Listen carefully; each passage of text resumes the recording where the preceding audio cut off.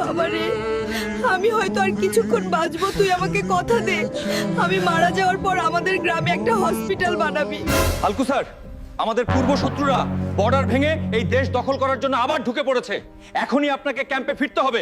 মাগো, তোমাকে এই অবস্থায় রেখে আমি যাব না। হালকু সোনা রে, এভাবে বলিস না, তোকে যে দেশের জন্য লড়তে হবে।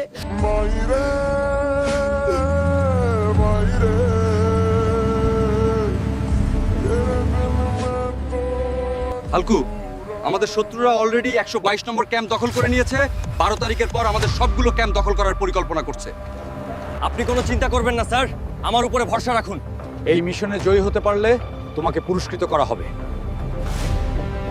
12 তারিখের পর আস্তে আস্তে সবগুলো ক্যাম্প আমাদের আয়ত্তে আনতে হবে, তারপর এদেরকে সারপ্রাইজ দিব।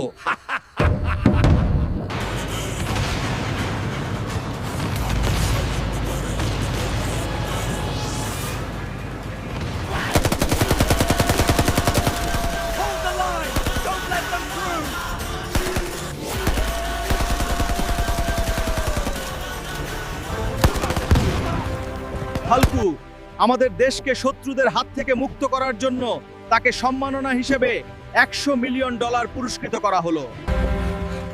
হালকু স্যার, আপনার মা আর বেঁচে নেই। মাগো, এই দেখো তোমার ছেলে জয়ী হয়ে ফিরেছে। চোখ খুলো মা, কথা বলো আমার সাথে।